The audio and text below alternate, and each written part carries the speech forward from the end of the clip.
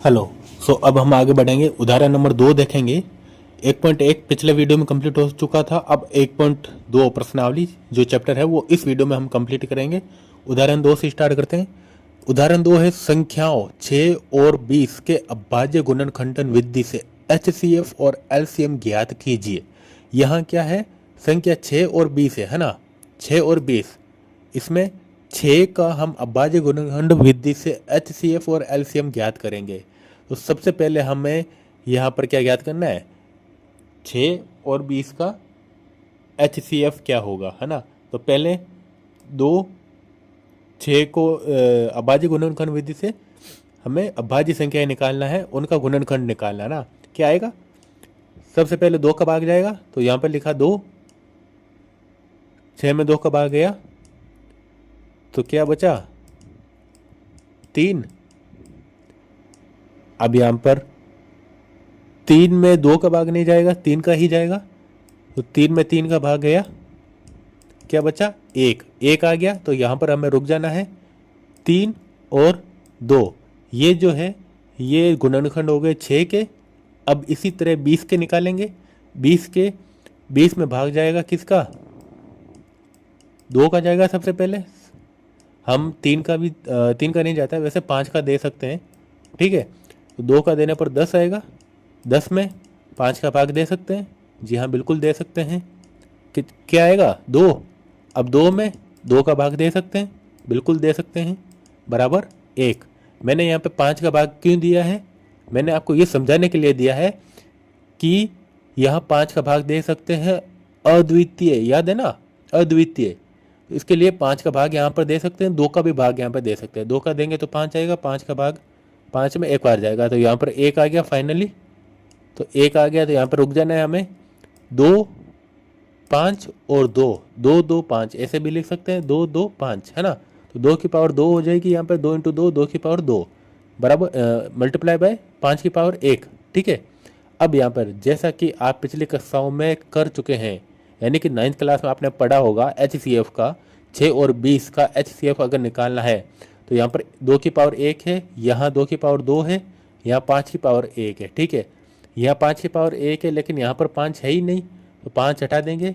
यहाँ 5 3 की पावर 1 है, यहाँ पर 3 नहीं है, यहाँ 3 भी हटा देंगे। दोनों में सिमिलर होना चाहिए और मिनिमम जो पावर होगी, यहाँ 2 है, यहाँ भी 2 है, ठीक है। यहाँ पर 2 की पावर 1 है, यहाँ 2 की पावर 2 है, तो मिनिमम पावर लेनी है हमें, छोटी वाली पावर, ठीक है। यहाँ केवल 2 आएगा, तो एचसीएफ क्या आएगा 2, ठीक है। एचसीएफ आ जाएगा 2। अब निकालना है हमें एलसीएम। एलसीएम के लिए यहाँ क्या करेंगे, एचसीएफ के लिए मिनिमम पावर ले रहे थे, ठीक है।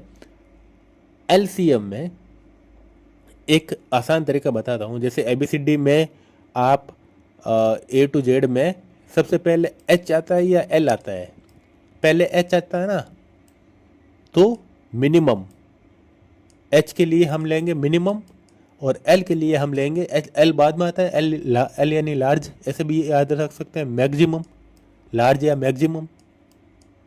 एल के लिए मैक्सिमम और एच के लिए मिनिमम, यह मिनिमम पावर लेनी है, ठीक है।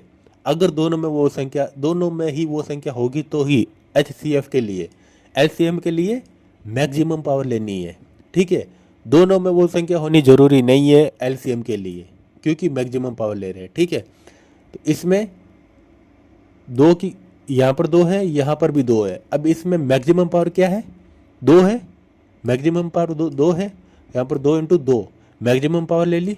यहाँ 3 है लेकिन यहाँ पर 3 नहीं है, फिर भी हम यहाँ पर 3 लेंगे। यहाँ 3 की पावर 0 मान सकते हैं हम, यहाँ 3 की पावर 1 है, मैक्सिमम पावर क्या होगी 1, तो 3 की पावर 1, है ना। यहाँ पर 5 नहीं है तो 5 की पावर 1 मान सकते हैं, यहाँ 5 है, 5 की पावर 1 है, यहाँ पर हम लेंगे 5 की पावर 1, है ना, मैक्सिमम पावर लेंगे, 0 की पावर नहीं लेंगे, 5 की पावर 1 ले लेंगे, ठीक है। तो अब इन सब को मल्टीप्लाई करने पर 60 आता है, तो इसका एलसीएम क्या होगा, 6 और 20 का एलसीएम क्या होगा 60। एलसीएम तो हो गया 60 और एचसीएफ हो गया 2। ध्यान दीजिए कि एचसीएफ 6 और 20 का 2 की पावर 1 या फिर 2 संख्याओं में प्रत्येक उभयनिष्ठ अभाज्य गुणनखंड की सबसे छोटी घात का गुणनफल तथा HCF संख्याओं में संबंध प्रत्येक अभाज्य गुणनखंड की सबसे बड़ी घात का गुणनफल, सबसे बड़ी घात और छोटी घात, मैंने बताया था ना मिनिमम और मैक्सिमम पावर, है ना। H और L के लिए, H के लिए H पहले आता है ABCD में तो मिनिमम, L बाद में आता है ABCD में तो मैक्सिमम, है ना। Minimum to maximum, maximum power लेनी है LCM के लिए, मिनिमम पावर लेनी है HCF के लिए, है ना। HCF में दोनों साइड वो संख्या होनी जरूरी है, LCM में दोनों साइड वो संख्या होनी जरूरी नहीं है ना। ये याद रख लेना, एकदम आसान तरीका है, समझ में आ गया। उपरोक्त मैं आपको इतना इजी तरीके से समझा दूंगा कि और कहीं से पढ़ने की जरूरत नहीं पड़ेगी, एक बार समझ लोगे बाद में दोबारा पढ़ने की जरूरत नहीं पड़ेगी। इसके लिए चैनल को सब्सक्राइब कर दो अभी कभी, और पिछला वीडियो अगर नहीं देखा है तो वो देख लो, ताकि आपको ये पिछला जो भी है ना वो सारा आपको समझ में आ सके, है ना। तो उपरोक्त उदाहरण से आपने यह देख लिया होगा कि HCF 6 और 20 इंटू LCM, HCF 6 और 20, ठीक है, इसका HCF और LCM, ठीक है, इसको मल्टीप्लाई किया है, ठीक है। वास्तव में अंकगणित की आधारभूत प्रमेय का प्रयोग करके हम इसकी जांच कर सकते हैं कि किन्हीं दो घनात्मक पूर्णांकों A और B के लिए HCF ऑफ A, यहाँ पर क्या है A और B, यहाँ पर हमने माना 6 और 20 को, ठीक है। अब इसके लिए HCF of A and B, इसका HCF क्या था 2 इंटू LCM ऑफ A और B, ठीक है, LCM क्या था 60, यहाँ पे आ जाएगा 2 इंटू 60, ठीक है, बराबर होता है A इंटू B के। यहाँ पर A और B क्या है 6 और 20 है, 6 इंटू 20, ये बराबर होता है, ये क्या बोल रहा है, ये दोनों बराबर होते हैं, ठीक है। इस परिणाम का प्रयोग करके हम दो घनात्मक पूर्णांकों का LCM ज्ञात कर सकते हैं यदि हमने उनका HCF पहले ही ज्ञात कर लिया है तो, ठीक है। अब यहाँ पे इक्वेशन क्या बन रही है 6 इंटू 20 कितने हो रहे हैं 120 बराबर 2 इंटू 60 HCF इंटू LCM, ये भी 120 हो रहे हैं बराबर। अब इसी तरीके से हमने सपोज करो HCF निकाल दिया 2 और LCM हमें ज्ञात करना है, ये हमने निकाला नहीं है, ठीक है, ये हमें ज्ञात करना है सपोज, ठीक है। तो इसी तरीके से हम ये ज्ञात कर सकते हैं, माना कि LCM बराबर X, ठीक है। अब 6 इंटू 20 बराबर 2 इंटू एक्स 2x, ठीक है, 6 इंटू 20 120 बराबर 2x, x बराबर 120 बट्टा 2, 2 उधर 2 इधर इंटू में इधर आएगा बराबर के तो भाग में हो जाएगा, तो ये हो गया 2, तो 120 बट्टा 2 60, x बराबर 60, तो ये 60 क्या हो गया 60 हो गया LCM, यहाँ पर LCM क्या था 60, ये हमें ज्ञात करना था, ये 60 हमने ज्ञात कर लिया, एकदम इजी तरीका है, ठीक है। अब इसी तरह उदाहरण 3 अभाज्य गुणनखंड विधि द्वारा 96 और 404 का HCF ज्ञात कीजिए, फिर इनका LCM ज्ञात कीजिए, ठीक है। सब लोग जल्दी से ज्ञात करो। एक बात बता दूं, आप जब भी ये वीडियो देखते हो ना तो सबसे पहले अपनी एक रफ नोटबुक लेके बैठ ही जाना। गणित जब भी पढ़ते हो रफ नोटबुक लिए बगैर पढ़ना आसान नहीं है। मोबाइल सामने रख दो या ईयरफोन लगा दो, ईयरफोन नहीं तो स्पीकर पर करके, और रफ नोटबुक लेके बैठ जाओ। जो जो प्रश्न यहाँ पर समझाया जाता है ना, नोट बना लो अपनी भाषा में, अपनी लैंग्वेज में, ठीक है। तो यहाँ पर 96 और 404 का हमें क्या निकालना है HCF ज्ञात करना है, और फिर इनका LCM भी ज्ञात करना है, ठीक है। इन दोनों के अभाज्य गुणनखंड से हमें प्राप्त होता है कि ये क्या हो रहा है 96 का 2 की पावर 5 इंटू 3 4 की पावर 4, 404 में 2 की पावर 2 इंटू 101, ये गुणनखंड मिले हैं। इसलिए इन दोनों पूर्णांकों में इसमें HCF क्या होगा, इन दोनों का HCF, ये हमने गुणनखंड निकाल दिए, तो इसमें 2 इंटू 2 यहाँ पर मिनिमम पावर है ना, तो इसका लेंगे 2 इंटू 2 तो हो गई 4, ये हो गया HCF। इसी तरह से इसका एलसीएम निकालने के लिए मैंने जो बताया था ना वो तरीका भी निकाल सकते हैं, या तो HCF या LCM दोनों में से एक चीज़ आ जाएगी। अगर दोनों में से अगर LCM हमें ज्ञात है और HCF ज्ञात करना है, यहाँ पर यह संख्या हटा के यहाँ लिख दो x। इसी तरीके से हम निकाल सकते हैं HCF भी, या फिर नॉर्मल तरीके से भी हम निकाल सकते हैं। यहाँ HCF है, LCM निकालना है ना, यहाँ सेम ही LCM का x ले लेंगे और HCF हमें ज्ञात है ही। HCF 2 इंटू 2 4 है, तो 4 हो जाएगा, और 96 और यह हो जाएगा 96 और यह हो जाएगा 404। ठीक है, सेम यही HCF 4 हो गया, यहाँ x हो गया। इसी तरीके से वो निकाल लो, या फिर हम LCM ऐसे भी निकाल सकते हैं जैसे नॉर्मल तरीके से निकालते हैं, है ना। ये दोनों ही तरीके से ही है। ये जो इक्वेशन है ना, ये इसी सूत्र से बनाया हुआ है। इसी सूत्र से कैसे बना सकते हैं, कोई बता सकता है? इसका उत्तर अगर कोई करके अगर कोई इसका उत्तर बना सकता है ना, कि जो मैंने ये तरीका लिखा है इसी तरीके से ये सूत्र बनता है, ये और ये सूत्र सेम ही है। ये जो सूत्र है ये मैंने इसी तरीके से बताया, आसान तरीके से। ये कैसे होगा, ये रफ कॉपी में आप लिख कर, ठीक है, और व्हाट्सएप पर मुझे पर्सनली सेंड कर सकते हो फोटो, ठीक है। 905666 90652 ये मेरा व्हाट्सएप नंबर है, ठीक है। इस पर आप सेंड कर देना। अगर कोई भी डाउट हो ना तो वो डाउट भी आप पूछ सकते हो, लेकिन केवल कोर्स से रिलेटेड ही पूछोगे, ठीक है। ये व्हाट्सएप नंबर है।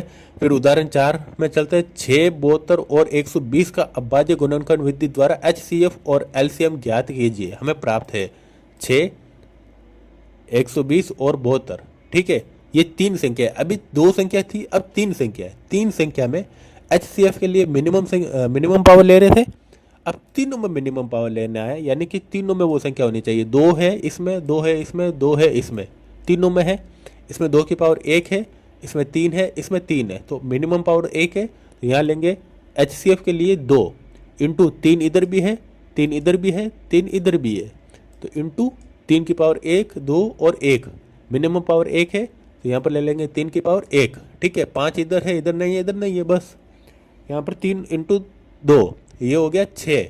HCF क्या होगा, इन तीनों का HCF 6 हो गया, है ना। HCF हो गया 6, ये आ गया 6, सही है ना। LCM के लिए सेम मैक्सिमम पावर लेनी है, 2 इंटू 3, 2 की पावर 3, यहाँ पर 3 है, 2 की पावर 3, यहाँ पर 3 है, तो 2 की पावर 3 इंटू 3 की पावर 2 इंटू 5, ठीक है। 2 की पावर 3 इंटू 3 की पावर 2 इंटू 5 की पावर 1, इसको मल्टीप्लाई करेंगे तो ये हो जाएगा 360। 2 into 2 into 2 into 3 into 3 into 5, ठीक है, ये बराबर 360 हो जाएगा, है ना। ध्यान दीजिए कि 6, 72, 120 इजिकल टू बराबर, यानी कि इन तीनों का गुणनखंड बराबर नहीं है। HCF इन तीनों का इंटू LCM इन तीनों का, अर्थात 3 संख्याओं का गुणनफल उनके HCF और LCM के गुणनफल के बराबर नहीं होता है। यहाँ पर आपने देखा था ना, ये इसका इन दोनों का गुणनखंड इन दोनों के HCF और LCM के गुणनखंड के बराबर होता है। यहाँ तो बराबर था A और B के, है ना, लेकिन 3 संख्या में ऐसा नहीं होता है, केवल ये 2 संख्या में लागू होता है, 3 संख्या में ये रूल लागू नहीं होगा, ध्यान देना, है ना। ये मोस्ट इंपोर्टेंट है ना। नेक्स्ट प्रश्नावली 1.1, निम्नलिखित संख्याओं को अभाज्य गुणनखंडों के गुणनफल के रूप में व्यक्त कीजिए, ठीक है। पहला है 140। सबसे पहले सबसे छोटी अभाज्य संख्या से भाग 2।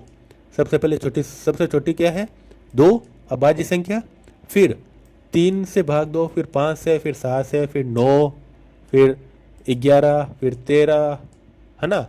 इसी तरीके से अभाज्य गुणनखंड से भाग देना है जब तक उत्तर 1 ना आ जाए। ये 3 पॉइंट याद रखना है ना। तो इसी तरीके से हमें याद करना है, अभाज्य गुणनखंडों के रूप में लिखना है ना इन संख्या को। 140 को लिखना है सबसे पहले। 140 में 2 का भाग जाएगा। सबसे छोटी अभाज्य गुणनखंड अभाज्य संख्या क्या है? 2। तो 140 इंटू 2 70। 70 में भी 2 का जा रहा है 35। 35 में 2 का नहीं जाएगा, 3 का भी नहीं जाएगा, 5 का जाएगा। तो 5 35 इंटू 35 का भाग 5 में 7 बार। 7 में 7 का ही जाएगा केवल, ना 2 का, ना 3 का, ना 5 का, सीधा 7 में जाएगा। ठीक है। तो यहाँ पर आ गया 1। जब तक 1 ना आ जाए, 1 आ गया यानी कि हमें यहीं पर रुक जाना है, स्टॉप। 1 का मतलब है स्टॉप। ठीक है। 1 आ गया मतलब स्टॉप। ठीक है। अब क्या करना है? अब इसमें ये संख्या लेनी है, ये चारों संख्या 2 into 2 into 5 into 7, 2 into 2 into 5 into 7। ठीक है। ये आगे हमारे अभाज्य गुणनखंडों के गुणनफल। ठीक है। ये आ गए 140 के, ऐसे ही 156 के 2 इंटू 2 इंटू 3 इंटू 13। इसमें 2 का भाग जाएगा, फिर 78 में 2 का जाएगा, फिर 39 में 13 का जाएगा। 2 का, 3 का, 5, इसमें 3 का जाएगा ना। 39 में 3 का जाएगा 13 बार, 13 में केवल 13 का जाएगा ना। ये हो गया इसका गुणनखंड। इसी तरीके से इसमें सीधा 5 का जाएगा। 3825 है ना, इसमें 2 का नहीं जाएगा, 3 का भी नहीं जाएगा, डायरेक्ट 5 का जाएगा। फिर इसमें 765 है, इसमें भी 5 का जाएगा, फिर इसमें 3 का जाएगा, फिर इसमें भी 3 का जाएगा, फिर इसमें 17 का जाएगा। इसमें क्या हो जाएगा? 3 इंटू 3 इंटू 5 इंटू 5 इंटू 17, ये भी होगा। या फिर 3 की पावर 2, यहाँ पर 2 है ना, 3 2 बार, 3 की पावर 2, ये 5 2 बार है, 5 की पावर 2, 17 एक बार है, 5 17 की पावर 1 भी लिख सकते हैं, 17 भी लिख सकते हैं, ये भी सही है। ठीक है। तो इसको हम ऐसे भी लिख सकते हैं, ये भी सही है, ऐसे भी लिख सकते हैं, ये भी सही है। ठीक है। अब 5005 है। ठीक है। 5005 में 5 का भाग जाएगा 1001 बार, 1001 में 7 का भाग जाएगा 143 बार, 143 में 11 का भाग 11 बार जाएगा, 11 का भाग जाएगा 13 बार, 13 में 13 का भाग जाएगा 1 बार। 5 इंटू 7 इंटू 13 इंटू 11। ठीक है। 5 7 11 13। अब इसमें 17 का भाग जाएगा, फिर 19 का जाएगा, फिर 23 का। 17 इंटू 19 इंटू 23 है ना। ये हो गए। इसमें क्या होगा? 2 की पावर 2 इंटू 5 इंटू 7, 2 की पावर 2 इंटू 3 इंटू 13, 3 की पावर 2 इंटू 5 की power 2 into 17, 5 into 7 into 11 into 13। इन सभी संख्याओं के हमने गुणनखंड निकाल दिए। अभाज्य गुणनखंड क्या हो गए? ये हो गए। ठीक है। ऐसे ही इसका 17 इंटू 19 इंटू 23 है ना। अब इसका प्रश्न संख्या 2 देखते हैं। दो संख्याओं का HCF और LCM ज्ञात कीजिए तथा जांच कीजिए कि दो संख्याओं का गुणनफल HCF इंटू LCM यानी कि A और B अगर है तो A गुणनफल इंटू B बराबर होता है HCF और इंटू LCM के। ठीक है। तो 26 और 91 दिया हुआ है। 26 का HCF होगा 13। इसी तरीके से 2 इंटू 13, 7 इंटू 13 91 में। ठीक है। तो मिनिमम पावर लेनी है ना HCF के लिए। मिनिमम पावर यहाँ पर 2 है, यहाँ पर 2 की पावर 1 है, इसमें नहीं है, तो इंटू 2 की पावर 0 लिख सकते हैं। तो यहाँ पर 0 ही आएगा, तो लिखने की ज़रूरत नहीं है। 7 की पावर 1 है, यहाँ नहीं है, तो यहाँ 7 की पावर 0 आ सकता है। 7 की पावर लिखने की 0 लिखने की ज़रूरत नहीं है, 0 ही आएगा। यहाँ पर 13 की पावर 1, 13 की पावर 1, तो 13 आएगा यहाँ पर। इसी तरीके से LCM में 2 मैक्सिमम पावर लेनी है ना, तो यहाँ पर 2 इंटू 7 इंटू 13। ठीक है। 7 की पावर 1 मैक्सिमम पावर लेनी है, तो 182। 13 इंटू 182 बराबर 26 इंटू 91, ये होगा 26 इंटू 91, ये आ रहा है, सही है। 13 इंटू 182 भी यही आएगा, एकदम राइट। इसी तरह से 510 और 92 का निकालना है। ठीक है। 510 का HCF आएगा 2 और LCM आएगा ये। इन दोनों को मल्टीप्लाई करने पर और 510 और 92 को मल्टीप्लाई करने पर सेम ही आएगा। इसी तरीके से 336 और 54 का करना है। 336 इंटू 54 करने पर ये आएगा। इसका HCF आएगा 6 और LCM आएगा ये 3024। इन दोनों को मल्टीप्लाई करने पर भी सेम ही आएगा। ठीक है, फिर प्रश्न संख्या 3, इसमें प्रश्न संख्या 3 में आते हैं। इसमें क्या है, भाज्य गुणनखंड विधि द्वारा निम्नलिखित पूर्णांकों के HCF और LCM ज्ञात कीजिए, इन तीनों के। ठीक है, 3 का है। अब इसमें ध्यान देना, A इंटू बी इंटू सी बराबर HCF इंटू LCM नहीं होगा, केवल 2 संख्या में लागू होता है, 3 संख्या में नहीं। अब इनका क्या निकालना है, HCF आएगा 3 की पावर मिनिमम आ रही है, 1 ले ली है ना।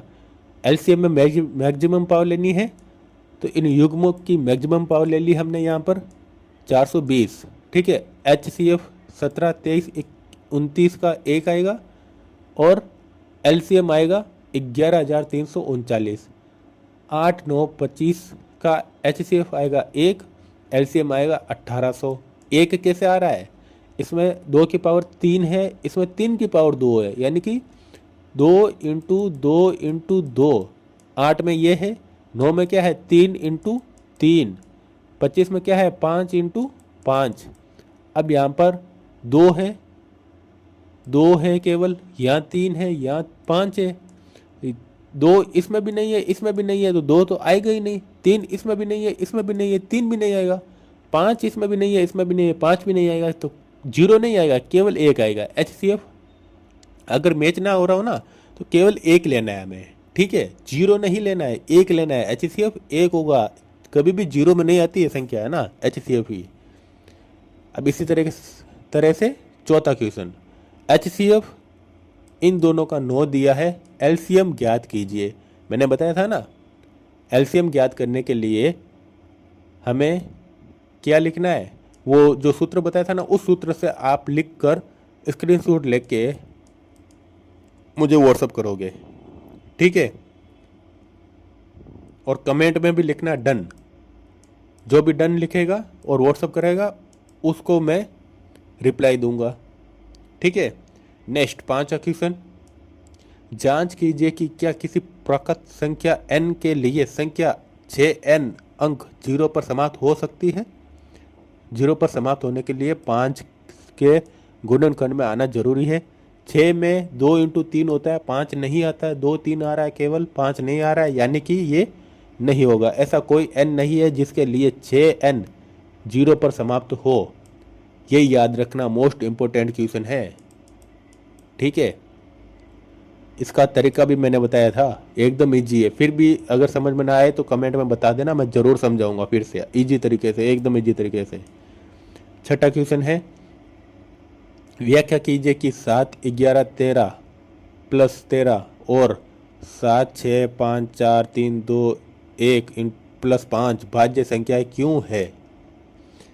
ठीक है, समझाइए कि और भाज्य क्यों है। ठीक है, ये देखना है। अभी पहला 7, इनको हम अगर सोल्व करेंगे तो 13 तो है प्लस में।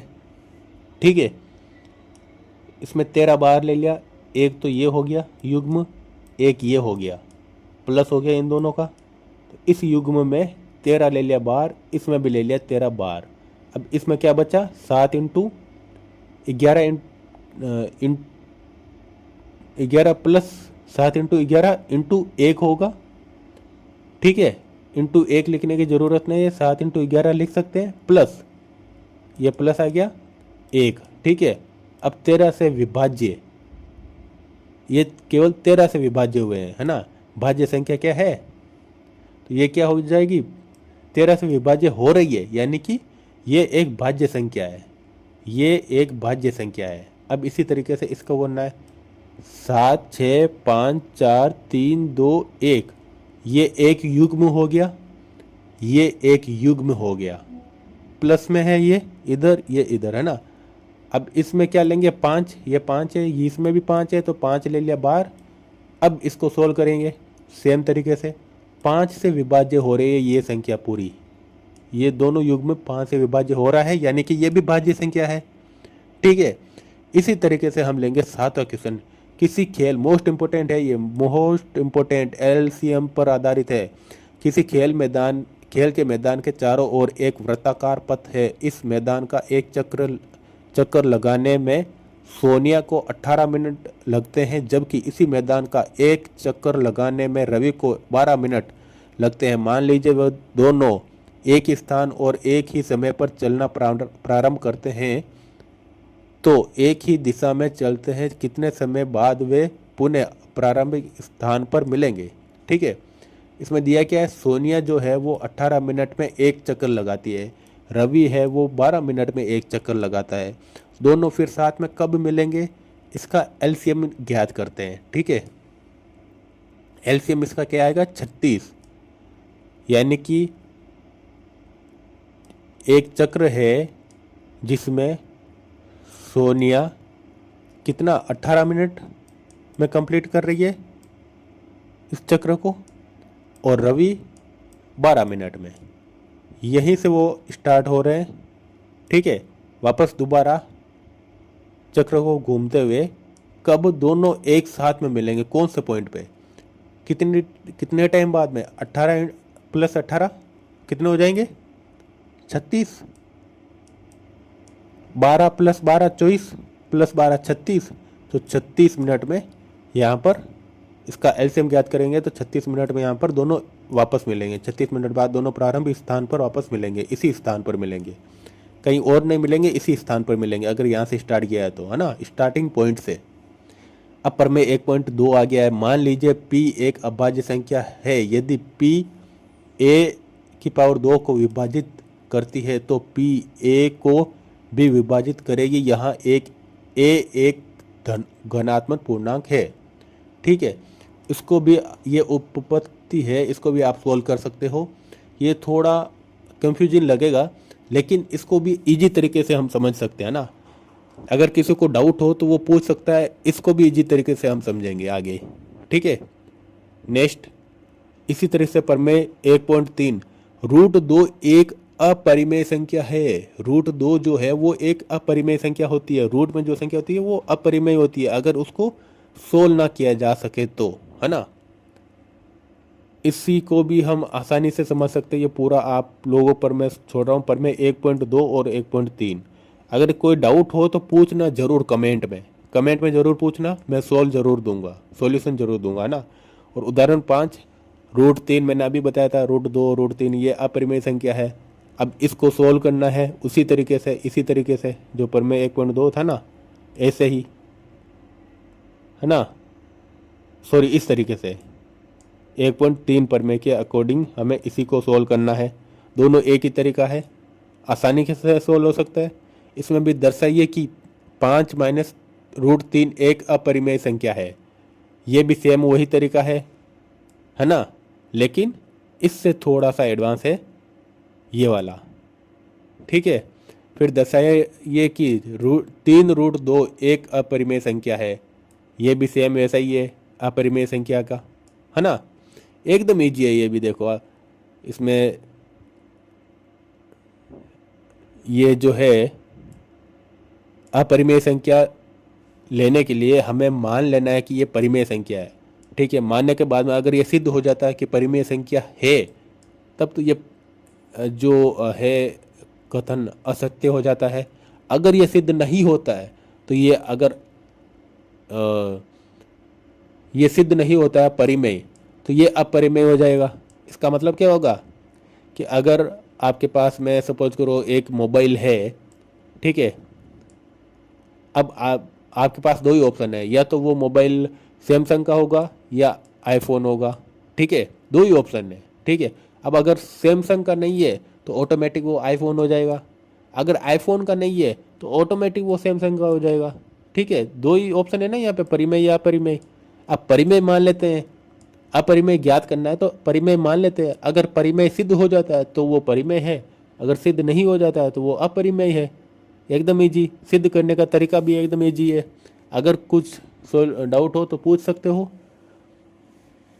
सिद्ध कीजिए कि √5 एक अपरिमेय संख्या है। सिद्ध कीजिए कि √3 + 2 की 3 + 2 √5 एक अपरिमेय संख्या है। ठीक है, पहला प्रश्न देखते हैं। पहले याद रखो, परिमेय संख्या जिसे P/Q के रूप में लिखा जा सके वो परिमेय संख्या है, जहां P P और Q पूर्णांक हो और Q not is equal to 0 हो।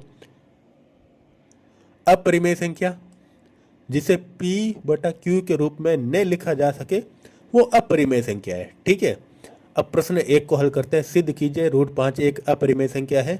मान लो विरोधाभास विधि यानी कि अपरिमेय संख्या यहाँ पर पूछा है, तो हम यहाँ पर मानेंगे परिमेय संख्या। इसको मान लिया कि ये एक परिमेय संख्या है। ठीक है, ये होती है विरोधाभास विधि, इसको परिमेय संख्या मान लिया हमने।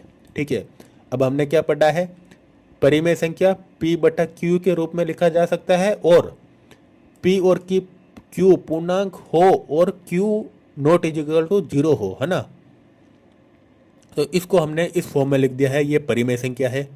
तो P और Q सहभाज्य पूर्णांक है, दोनों वर्ग यानी कि पूर्णांक यानी कि दोनों का वर्ग करते हैं। इसका भी वर्ग करेंगे इधर, इसका भी वर्ग करेंगे इधर, है ना। यहाँ पर √5 की 2 के पावर से कट हो जाएगा, यहाँ पे 5 बचेगा और उधर दोनों तरफ वर्ग आ जाएगा। P² बटा Q² बराबर, इधर P ये Q भाग में है, बराबर के उस समय साइड में जाएगा, इंटू में हो जाएगा 5Q² बराबर P², है ना। इसका अर्थ P² 5 से विभाज्य P जो है वो भी 5 से विभाज्य होगा। अगर P² 5 से विभाज्य है तो P भी 5 से विभाज्य होगा, है ना। मान लो P बराबर 5K है। ठीक है, तो 5K की पावर 2 बराबर 5Q की पावर 2। P का ज्ञात करना है ना हमें, P बराबर 5K मानना है। 5 का पावर यहाँ पर दिया है तो यहाँ पर P का भी पावर होगा, ये है P का पावर 2, तो P का पावर 2 क्या होगा, 5Q², है ना। यहाँ पर क्या हो जाएगा 25K²। इसका स्क्वायर करेंगे कितना होगा, 5 का स्क्वायर कितना होगा 25K, ये हो गया स्क्वायर Q का स्क्वायर करने पर। ठीक है, फिर 5Q² आ गया यहाँ पर फिर से। अब 5 को उधर लेने पर केवल Q² बचा है, 5 को उधर लेने पर भाग में आ जाएगा 5 और यहाँ पर हो जाएगा 5 का भाग देने पर 5, 25 में 5 का जाने पर 5 आएगा, 5K² हो गया 5K²। अब Q भी 5 से विभाज्य है। पहले क्या था, Q² 5 से विभाज्य था, लेकिन ऐसा होने पर P और Q सहभाज्य नहीं रहेंगे। P और Q जो है वो सहभाज्य नहीं रहेंगे, जो हमारी मान्यता के विरुद्ध है। तो ये एक अपरिमेय संख्या है। निष्कर्ष क्या निकलेगा, ये √5 है वो अपरिमेय संख्या है। ठीक है, समझ में आया। अगर डाउट हो तो पूछ लेना कमेंट में, मैं फिर से आपको ज़रूर समझाऊंगा। ठीक है, अब यहाँ पर सिद्ध करना है हमें ये चीज़, ये एक अपरिमेय संख्या है। 3 + 2 √5 इसको एक परिमेय संख्या मानेंगे, तो √2 बराबर परिमेय -3। ठीक है, RHS बराबर परिमेय, इसलिए 2√5 परिमेय होगा। 2√5 जो है वो एक परिमेय होगा। इसका -3 करने पर यदि परिमेय इधर लेकर, जो ये 2 है इसको इधर लेकर √5 परिमेय, ये जो है वो परिमेय। लेकिन हमने पहले सिद्ध किया था कि √5 अपरिमेय है, हमने पहले ही सिद्ध किया था ना, √5 अपरिमेय संख्या है। तो इसी तरीके से √5 जो है वो अपरिमेय है ना।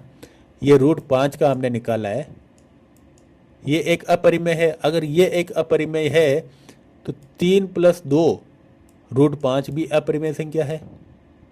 ठीक है, अब सिद्ध कीजिए कि निम्नलिखित संख्या अपरिमेय है। 1/√2, मान लो 1/√2 परिमेय है, तो √2 जो है वो 1 परिमेय बराबर परिमेय। ठीक है, तो परिमेय इस साइड में ले लेंगे, आ जाएगा परिमेय। √2 एक अपरिमेय संख्या है लेकिन, ठीक है, ये परिमेय हो ही नहीं सकती, इसलिए 1/√2 भी एक अपरिमेय संख्या हो जाएगी। ठीक है, इसी तरीके से 7 √5, इसमें भी इसको परिमेय मान लेंगे, फिर 7 को परिमेय के नीचे ले लिया। ठीक है, तो √5 बराबर परिमेय बटा 7, जो कि एक परिमेय हो जाता है ये। लेकिन √5 जो है वो तो एक अपरिमेय है, इस पर आधारित है। ठीक है, तो ये 7/√5 भी एक अपरिमेय हो जाएगा। ऐसे ही 6+√2, इसमें भी सेम ऐसे ही तरीका लगाएंगे, ये इधर प्लस में माइनस में हो जाएगा। अब √2 अपरिमेय है, इसलिए ये भी पूरा एक अपरिमेय हो जाएगा, √2 परिमेय नहीं है ना। अब क्विक रिवीजन नोट्स यहाँ पर है, ये पीडीएफ में इसी में ज्वाइन है, साथ में अटैच है ना। पूरी पीडीएफ एक पीडीएफ है। परिमेय व अपरिमेय संख्या एक लाइन में। परिमेय संख्या क्या है? जिसे P/Q के रूप में लिखा जा सके, जहां PQ पूर्णांक हो और Q not is equal to 0 हो। अब अपरिमेय संख्या क्या है? जिसे P/Q के रूप में न लिखा जा सके। सबसे जरूरी बात है ना, P/Q के रूप में ना लिखा जा सके। सबसे जरूरी फैक्ट क्या है? √2, √3, √5, √7 हमेशा अपरिमेय होगा। किसी अपरिमेय इंटू गैर शून्य परिमेय बराबर अपरिमेय होगा। किसी परिमेय प्लस अपरिमेय, परिमेय प्लस अपरिमेय भी अपरिमेय होगा। किसी परिमेय माइनस अपरिमेय भी अपरिमेय होगा, है ना। ये मोस्ट इंपोर्टेंट है, याद कर लेना। √5 अपरिमेय सिद्ध करने की शॉर्ट ट्रिक। मान लो √5 जो है P/Q, इसको परिमेय रूप में लिख लिया है। वर्ग करो दोनों तरफ, वर्ग किया, इसमें P को जो Q है उसको रूट की तरफ ले लो, रूट हट गया, रूट हटाने के लिए वर्ग करना पड़ेगा। 5 से विभाज्य, P भी 5 से विभाज्य है। तो मान लो P जो 5K है, इसको K लिख सकते हैं, है ना। X लिखो या K लिखो, एक ही बात है। फिर Q भी 5 से विभाज्य है, लेकिन P और Q दोनों सहभाज्य मान्य थे।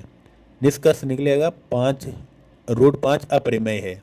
ठीक है, इसी पैटर्न से √2 या √3 या √7 का भी सिद्ध कर सकते हैं। फिर A+B √3 टाइप सवालों की ट्रिक यहाँ पर है। अगर √C अपरिमेय है तो यहाँ पर इसी तरीके से ये भी अपरिमेय होगी, है ना। परिमेय और अपरिमेय का योग अपरिमेय होता है ना। फ्रैक्शन में रूट हो तो, फ्रैक्शन में रूट यानी मान लो एक परिमेय है ये ना, √2 का अपरिमेय, √2 भी परिमेय हो जाएगा जो असंभव है। ठीक है, तो इसके लिए ये भी एक अपरिमेय है। √2 अपरिमेय है, यानी 1/√2 भी अपरिमेय है ना। K√n वाली संख्या का ट्रिक, सेम ये ट्रिक अपना सकते हैं। अगर √n अपरिमेय है तो K not is equal to 0 परिमेय है ना। तो यहाँ पर अपरिमेय सिद्ध करने का ये भी एक ट्रिक है कि रूट में जो भी 2 और 5 के रूट में जो भी मल्टीप्लाई में या प्लस में या माइनस में आएगा, वो भी एक अपरिमेय संख्या हो जाएगी। एग्जाम में हम इस तरीके से लिख सकते हैं। एग्जाम में लिखने का तरीका ये है, यह हमारी मान्यता के विरुद्ध है। यानी कि हमने क्या माना था? परिमेय माना था, वो विरोधाभास हो रहा है, तो ये है हमारी मान्यता के विरुद्ध है, अतः दी गई संख्या अपरिमेय है। हम अगर ऐसे लिखेंगे तो हमारे जितने भी मास का क्वेश्चन होगा वो पूरे में से पूरे आएंगे। ठीक है, फिर MCQ यहाँ पर सोल्व कर देते हैं। निम्न में से किसी भी कौन सी संख्या अपरिमेय है? इनमें से कौन सी संख्या अपरिमेय है? √7 एक अपरिमेय संख्या है ना। ये 3/5 है, ये 4 है, ये 0 है, तो √7 एक अपरिमेय संख्या है। निम्न में से कौन सी संख्या परिमेय है? √2 जो है, 7/9 जो है वो परिमेय है ना। यदि A परिमेय और B अपरिमेय है तो A+B होगा, अपरिमेय होगा, ये भी अपरिमेय होगा। सही है। निम्न में से कौन सी संख्या अपरिमेय है? अब अपरिमेय देखना है ना, तो अपरिमेय ये हो जाएगा। 5/7 परिमेय है, ये भी परिमेय है, ये भी परिमेय है। अब 3 + 2 की पावर 5 है, ये क्या है? अपरिमेय है, हो गया। निम्न में से कौन सी संख्या अपरिमेय नहीं है? यानी कि जो परिमेय है वो निकालना है।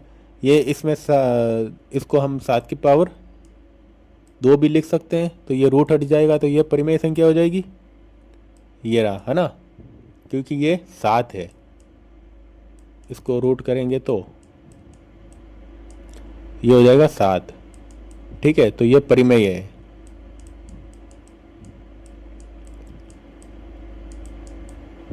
परिमेय, है ना।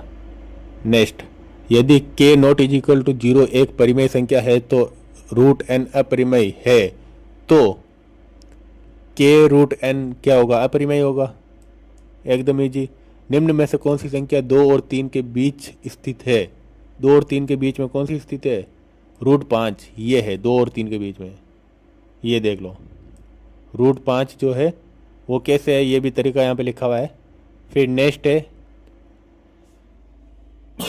वेरी शॉर्ट आंसर, अपरिमेय संख्याओं की परिभाषा लिखिए। ये परिभाषा हो गई अपरिमेय संख्या की। जो संख्या p बटा q के रूप में व्यक्त न की जा सके वह अपरिमेय संख्या है। क्या रूट 9 अपरिमेय संख्या है? नहीं, क्योंकि ये रूट 9 बराबर 3 के है। 3 जो है वो परिमेय है, इसलिए रूट 9 भी परिमेय संख्या है। ठीक है। क्या दो अपरिमेय संख्याओं का योग हमेशा अपरिमेय होता है? हाँ, सॉरी, इसका योग अपरिमेय नहीं होता, क्योंकि ये उदाहरण है, इसके थ्रू अगर हम इसको सोल्व कर सकते हैं तो ये परिमेय संख्या है। तो इन दोनों का योग कभी भी परिमेय नहीं हो सकता। ठीक है। परिमेय और अपरिमेय का हमने देखा था। क्या परिमेय और अपरिमेय संख्या गुणनफल परिमेय हो सकता है? नहीं, यदि परिमेय संख्या शून्य न हो तो हो सकता है ना। रूट 5 की इस प्रकार की संख्या ये एक अपरिमेय संख्या है। फिर क्या 1/√3 परिमेय संख्या है? नहीं, ये एक अपरिमेय संख्या है। 1/√2 भी अपरिमेय संख्या है। एक अपरिमेय संख्या का उदाहरण दीजिए। रूट 2 अपरिमेय है, रूट 3, रूट 5, 1/√2, 1/√3। ठीक है, ये सब अपरिमेय संख्या है। 3 + √7 परिमेय है या अपरिमेय? ये एक अपरिमेय संख्या है। क्या हर दशमलव संख्या परिमेय होती है? नहीं, अंततः अनंत अनावर्ती दशमलव अपरिमेय होती है। हर दशमलव संख्या परिमेय होती है? नहीं, हर दशमलव संख्या परिमेय नहीं होती। अनंत अनावर्ती दशमलव अपरिमेय होती है। ठीक है। क्या 0 एक परिमेय संख्या है? हाँ, 0 एक परिमेय संख्या है, क्योंकि 0/1 बराबर ये भी परिमेय संख्या होती है। तो ये परिमेय संख्या है 0। 0 परिमेय संख्या है, ये पूछा जा सकता है, मोस्ट इंपोर्टेंट है ना। यहाँ पर हमारा प्रश्नावली 1 जो है 1.1 और 1.2 कंप्लीट होता है। अगर कोई भी आंसर हो, कोई भी डाउट हो तो कमेंट में ज़रूर पूछ सकते हो आप लोग। ठीक है। और ये व्हाट्सअप नंबर है, व्हाट्सअप पर भी पूछ सकते हो ना। 905666900652। ठीक है। इससे पहले वाला अगर वीडियो नहीं देखा है तो वो भी देख सकते हो, ये पार्ट 2 है ना। प्रश्नावली 1 का ये पार्ट 2 है। पार्ट 1 जो है वो पिछला वीडियो है, वो भी आप देख सकते हो, है ना। फिर ये आप देख लेना, आपको मोस्ट इम्पोर्टेंट ये PDF है, ये भी आपको मिल जाएगी। So thank you for watching this video. मिलते हैं नेक्स्ट वीडियो में।